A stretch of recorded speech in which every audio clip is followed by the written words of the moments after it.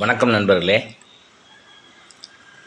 இந்த உலகத்தில் ஒவ்வொரு மனிதரிடத்திலும் நான் ஒரு விஷயத்தை கற்றுக்கொள்ள வேண்டிய அவசியம் இருக்கிறது. எனக்கு ஒரு நண்பர் இருக்கிறார். ஷாதி பாஷா என்ற ஒரு நண்பர் இருக்கிறார். அவர் சென்னையில் இருக்கிறார்.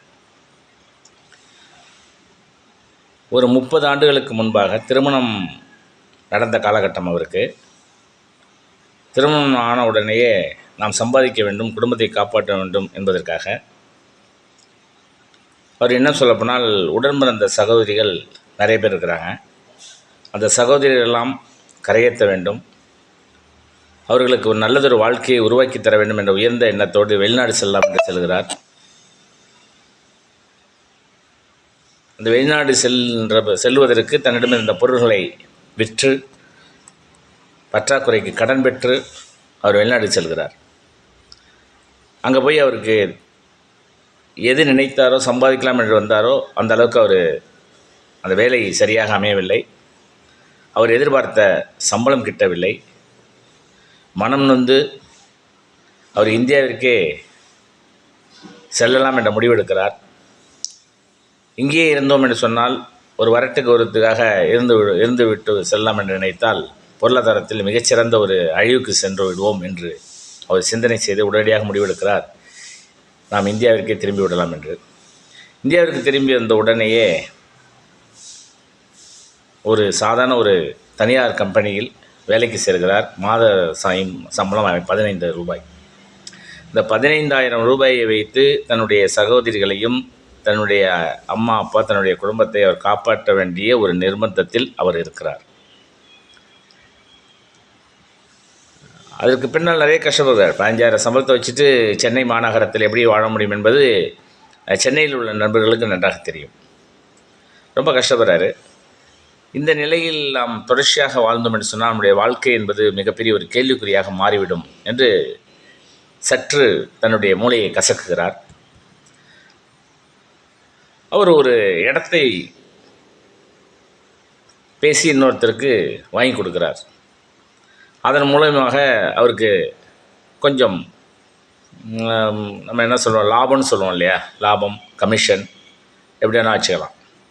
அந்த கமிஷன் அவருக்கு கிடைக்கிறது. ஒரே ஒரு இடத்தை ஒருவருக்கு நல்ல காரியத்தம் செய்வதனால், அதை வாங்கி கொடுப்பதனால் நமக்கு இவ்வளோ ஒரு அமௌண்ட்டு கையில் கிடைக்கிறதே, 15,000 விட டபுள் மடங்கு கிடைத்திருக்குது. அவ்வளோதான், ரொம்ப இல்லை. இப்போ வாங்கிய சம்பளத்தை விட இது டபுள் மடங்கு ஒரே ஒரு ஃப்ளாட்டை நாம் பெற்று தந்தனால் கிடைக்கிறதுன்னு சொன்னால் அதை ஏன் தொடர்ச்சியாக நாம் செய்யக்கூடாது என்று சிந்தனை செய்கிறார். அந்த தொழிலை செய்வதற்கு அவர் அங்கே தான் புத்தியை யூஸ் பண்ணுறார் பாருங்கள், யுக்தியை கையாளுகிறார். அந்த ரியல் எஸ்டேட் பிஸ்னஸை செய்ய வேண்டும் என்று முடிவெடுத்துட்டார். ஆனால் முடிவெடுத்ததுக்கு பின்னால் சென்னை மாநகரத்தில் எங்கே வேணாலும் அதை செய்யலாம். ஆனால் ஒரு வித்தியாசமாக அவர் ஒரு இடத்தை தேர்ந்தெடுக்கிறார். அவர் தேர்ந்தெடுக்கப்பட்ட இடம் காஞ்சிபுரம். இந்த காஞ்சிபுரம் என்று சொன்னாலே உலகளாவிய மக்களுக்கு காஞ்சிபுரத்தினுடைய வரலாறு நன்றாக தெரியும். ஏனென்று சொன்னால் அது ஒரு கிட்டத்தட்ட ஒரு 130க்கு மேற்பட்ட கோயில்கள் உள்ள நகரம், கோயில் நகரம் என்று காஞ்சிபுரத்தை சொல்வார்கள்.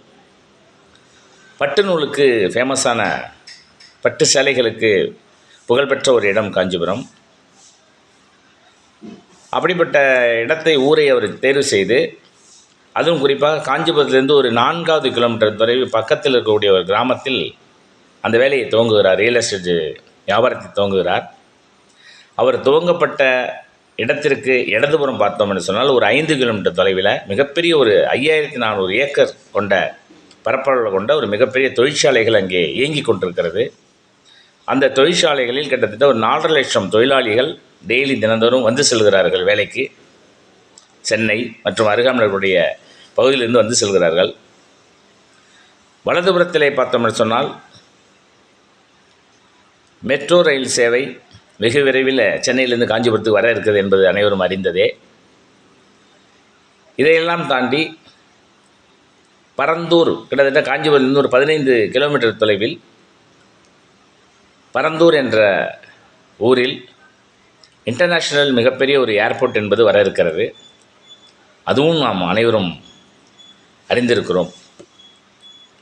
இன்றைக்கு இருக்கக்கூடிய அரசாங்கம் எதிர்காலத்தில் காஞ்சிபுரத்தை ஒரு புகழ்பெற்ற நகரமாக மாற்றுவதற்கான ஏற்பாட்டினை, அரசு சம்பந்தமான முதலீடுகளை, தொழிற்சாலைகளை, பட்டுநூல் சம்பந்தப்பட்ட அந்த தொழிற்பேட்டைகள் எல்லாம் இன்றைக்கி அரசு அதிகமாக முதலீடு செய்து காஞ்சிபுரத்திலே பணிகளும் துவங்கப்பட்டிருக்கிறது.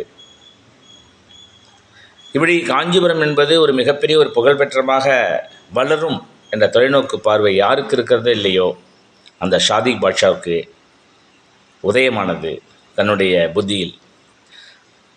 அது மாத்திரமல்ல நண்பர்களே, அவர் தேர்ந்தெடுக்கக்கூடிய அந்த சைட் என்று சொல்லுவோமே, அவர் தேர்ந்தெடுக்கக்கூடிய அந்த இடம், விற்பனைக்காக ஏற்பாடு செய்யப்பட்ட அந்த சைட்டு, அந்த சைட்டுக்கு வாசலில் 100 மீட்டர் தொலைவில், ரோட்டை கிராஸ் பண்ணிங்கன்னா போதும், ரோட்டை எதிரில் இருக்கக்கூடிய 100 மீட்டர் தொலைவில் Pallavan arts and science college என்ற புகழ்பெற்ற ஒரு கல்லூரி இன்றைக்கும் இருக்கிறது. அந்த கல்லூரி 200 ஏக்கரில் அமையப்பட்ட கல்லூரி. வெகு விரைவில் மெடிக்கல் காலேஜ் வருவதாக சொல்லி கொண்டிருக்கிறார்கள். அந்த கல்லூரிக்கு சென்னையிலிருந்தும் பல்வேறு பகுதியிலிருந்தும் வந்து மாணவர்கள் படித்து சென்று கொண்டிருக்கிறார்கள். அந்த ஒரு கல்லூரி மாத்திரமல்ல நண்பர்களே, அதுக்கு அருகாமையில் கிட்டத்தட்ட 1 கிலோமீட்டர் சுற்றளவில் ஒரு 10க்கும் மேற்பட்ட தனியார் கல்லூரிகள், அரசு கல்லூரிகள், சிபிஎஸ்சி பள்ளிக்கூடங்கள், இப்படி ஒரு புகழ்பெற்ற கல்வி நிறுவனங்கள்லாம் அங்கே இருக்கிறது. அம்பத்தூரில் இருக்கக்கூடிய அந்த டிவிஎஸ் கம்பெனியுடைய ஒரு பிரான்ச்சிங் சைட்டுக்கு பக்கத்தில் 1/4 கிலோமீட்டரில் இருக்கிறது. இந்துக்கள் விரும்பக்கூடிய கோயில்கள் அந்த ஃப்ளாட்டை சுற்றி இருக்குது. இஸ்லாமியர் தொழுகக்கூடிய அந்த பள்ளிவாசல் 1/2 கிலோமீட்டரில் இருக்குது. கிறிஸ்தவர்கள் ப்ரேயர் செய்வதற்கான தேவாலயங்கள் அங்கே சைட்டுக்கு பக்கத்துலேயே, இது எல்லாமே ஒரு 1/2 கிலோமீட்டர் டிஸ்டன்ஸ்லேயே 3 கோயில்களும் இருக்குது. ஆகவே அதுதான் சாலச்சிறந்தது, எல்லா மக்களும் சமமாக வாழ முடியும் என்ற உயர்ந்த நோக்கத்தோடு அந்த காஞ்சிபுரம் பகுதியில் அருகாமையுடைய 4 கிலோமீட்டர் தொலைவில் அந்த ஊரை தேர்ந்தெடுக்கிறார். அங்கே ரியல் எஸ்டேட் செய்கிறார். அவர் செய்த தொழிலை, அவர் எடுத்த அந்த முயற்சியை 1000% நேர்மையாக, உண்மையாக உழைப்பை போட்டதன் விளைவாக இன்றைக்கு சென்னையில் இருக்கக்கூடிய ஆதம்பாக்கம் என்ற பகுதியில் விஎஸ்எஸ் அசோசியேட்ஸ் அண்ட் ப்ராப்பர்ட்டிஸ் என்ற ஒரு மிகப்பெரிய ஒரு நிறுவனத்தை அவர் துவங்கி, ஒரு சாதாரண ஒரு 10க்கு 10 வாடகை கட்டிடம் தான் அவருடைய அந்த முதல் துவக்கம் என்பது அலுவலகம் துவங்கப்பட்டது. அந்த VSS Associates housing and properties என்று சொல்கிறோமே, அந்த விஎஸ்எஸ் நிறுவனம் என்பது ஒரு 10க்கு 10 அளவில் தான் அந்த கட்டிடம், அலுவலக கட்டிடம் துவங்கப்பட்டது.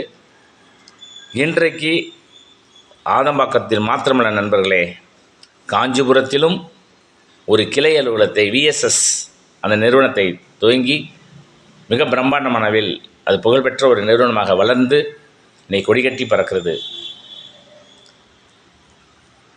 ஒரு சாதாரண சாதி பாட்ஷாக இருந்தவர் ரியல் எஸ்டேட் பிஸ்னஸை கையில் எடுத்து விஎஸ்எஸ் என்ற நிறுவனத்தை தன்னுடைய பொற்கரங்களாலே துவங்கி அதை தன்னுடைய உழைப்பால் வளர்த்து இன்றைக்கி கோடீஸ்வரராக காட்சியளிக்கிறார் என்று சொன்னால், அது மாத்திரமல்ல நண்பர்களே, அவர் கோடீஸ்வரர் ஆனது புகழ் கிடையாது, பெரிய விஷயம் கிடையாது.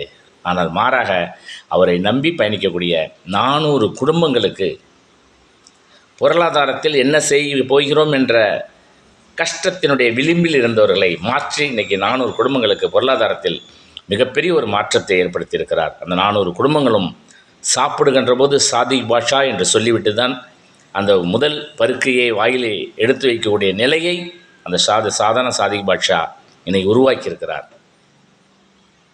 அவர் அடிக்கடி சொல்வதுண்டு, எனக்கு நல்ல நண்பர் அவர். கிறிஸ்தவனாக பிறந்தால் பேராலயத்துக்கு செல்ல வேண்டும் பிரேயர் செய்வதற்கு, இஸ்லாமியராக பிறந்தால் தொழுகையை மேற்கொள்ள பள்ளிவாசலுக்கு செல்ல வேண்டும், இந்துக்களாக பிறந்தால் பூஜை செய்வதற்கு, அர்ச்சனை செய்வதற்கு கோயிலுக்கு செல்ல வேண்டும். அதெல்லாம் அவர்களுக்கு ஒரு தகுதி, அடிப்படை தகுதி. ஆனால் விஎஸ்எஸ் நிறுவனத்தில் பிஸ்னஸை செய்ய வேண்டும் என்று ஒரு மனிதன் நினைத்தால் இங்கே என்ன தகுதி என்று சொன்னால் சாதாரண மனுஷனாக இருந்தால் போதும் என்று அடிக்கடி சாதிக் பாட்ஷா அவர்கள் சொல்லுவதுண்டு.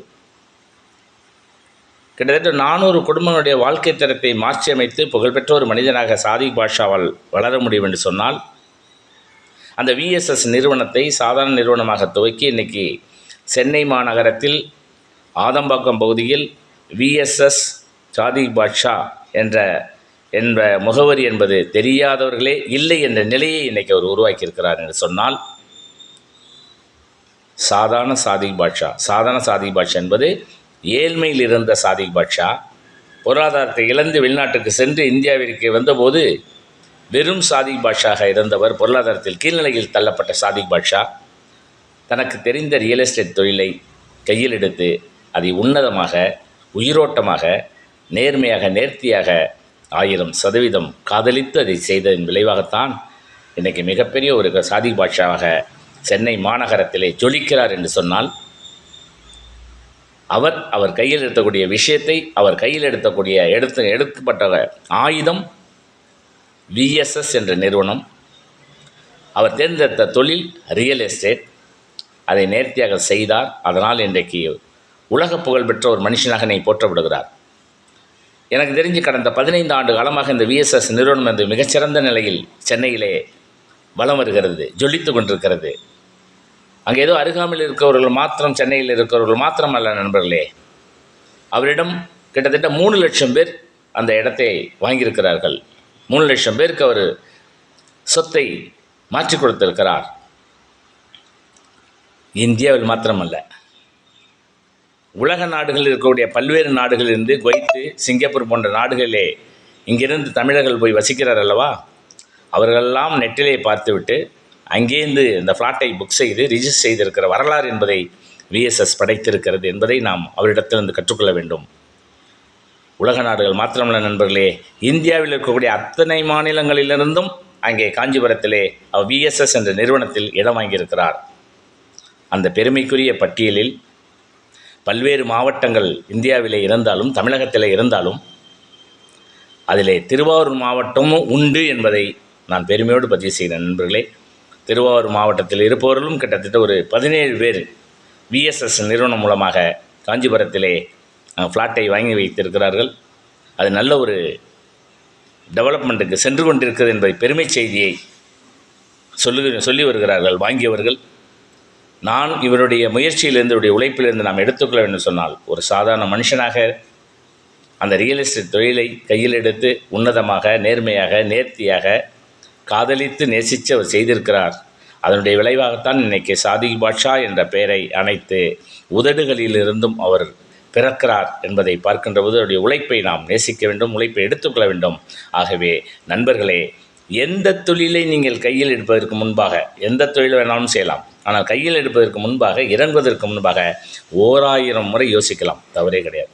ஆனால் அந்த செயலை செய்ய வேண்டும் என்று முடிவெடுத்ததற்கு பின்னால், அந்த செயலை செய்ய வேண்டும் என்று இறங்கியதற்கு பின்னால் ஒரு முறை கூட யோசிக்கக்கூடாது. அப்படி ஒரு முறை யோசிப்பவன் அடிமுட்டாளாகத்தான் இருப்பான். ஆகவே நல்ல ஒரு செயலை செய்கின்ற பொழுது 1000 முறை யோசியுங்கள். யோசித்த பிறகு உண்மையாக உழையுங்கள், உண்மையாக நேசியுங்கள், உண்மையை உழைப்பை போடுங்கள். அந்த உழைப்பு கண்டிப்பாக ஒரு நாள் சாதிக் பாட்ஷா எப்படி வெற்றி என்ற உச்சத்தில் இருக்கிறாரோ அதை போல நீங்களும் உச்சத்தில் வரலாம். அதை துணிச்சலாக இறங்குங்கள், செய்யுங்கள். இதுவே இந்த பதிவிலிருந்து நான் செய்தியாக சொல்ல விரும்புகிறேன் நண்பர்களே. உண்மையாக உழைத்தால் வெற்றி நிச்சயம். நன்றி, வணக்கம்.